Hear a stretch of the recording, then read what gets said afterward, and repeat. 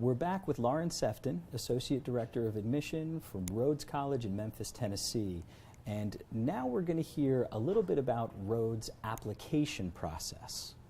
Can you discuss the process, beginning with the basics, and let's start with just your requirements. So what are the application requirements to Rhodes? Sure. Rhodes is a member of the Common Application, which is a general application accepted at over 500 colleges and universities in the United States.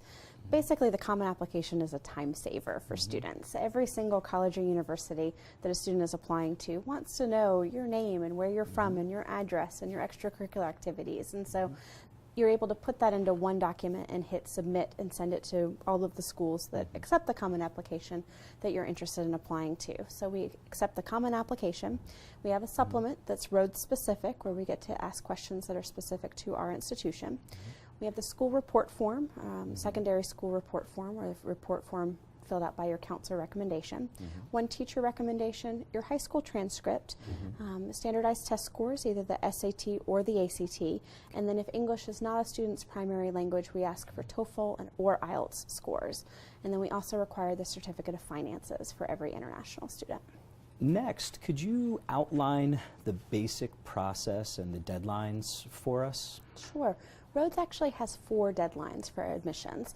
There are 2 early decision deadlines. An early decision at Rhodes is a binding contract, which means if a student is accepted under early decision, we expect them to enroll. We offer the first early decision deadline of the November 1 deadline, and students hear back from us with an admission decision within a month by December 1st. So potentially before the new year, they could know where they're headed to school the following fall.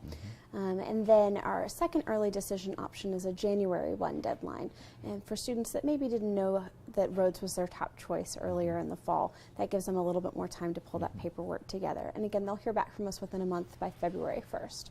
Our most popular application deadline is early action, and that's a November 15th deadline. Early action at Rhodes is not binding, so students apply early, they hear back early in mid-January with an admission decision, but they still have several months to weigh their other options and really do some self-reflection and figure out if Rhodes is where they want to be. The national response deadline for all colleges and universities is typically May 1st, and so they have, again, several months to weigh those options. The final deadline is regular decision, which is a January 15th deadline. And regular decision can be a good fit for a lot of our international students, simply because they have a little bit more time to pull that paperwork together, or some additional time to take another SAT or ACT, or take it in the first place if that hasn't been something that's been on their to-do list earlier than that. So that's a January 15th deadline.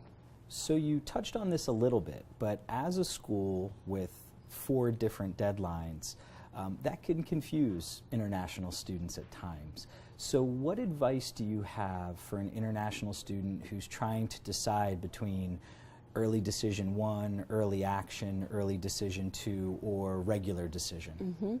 We are providing a lot of options, and so my best advice is to talk to your admission counselor. There are 2 of us in the office that work specifically with international students, and we'll be happy to run through the options and try to figure out which one is the best choice.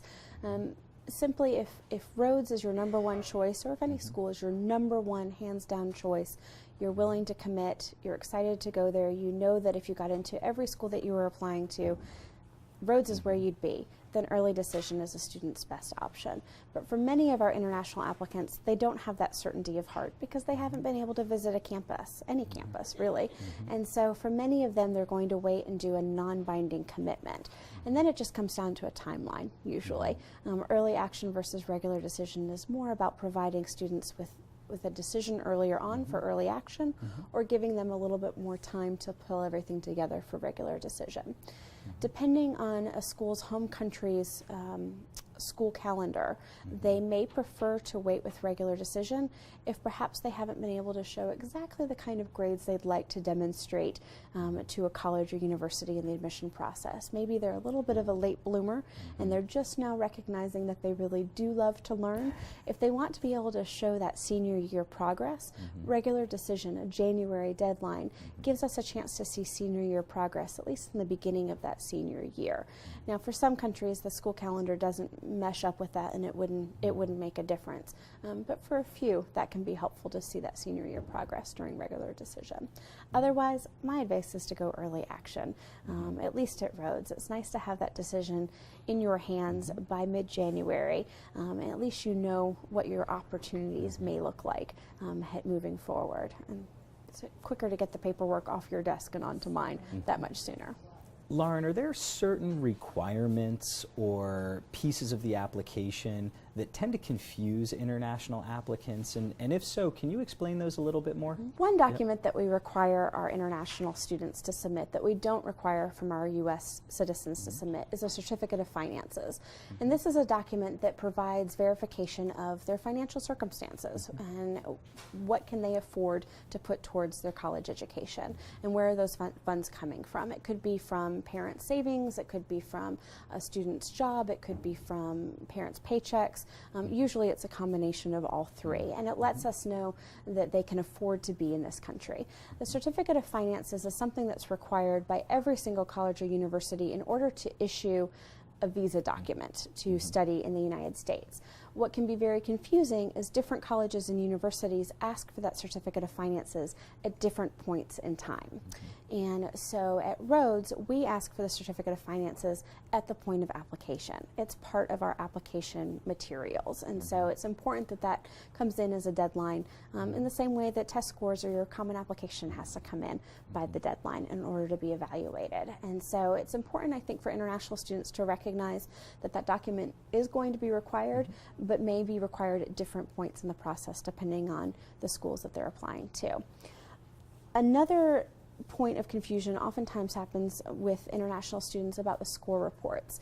And it's very important for students to understand that those score reports, whether it's for the SAT, the ACT, the TOEFL, the IELTS, if they're taking SAT subject tests, those score reports need to come directly from the testing agency. Whether it's ACT or College Board or IELTS, it comes directly from the testing agency. And that way we can verify that they are indeed official scores as opposed to being submitted by the student indirectly.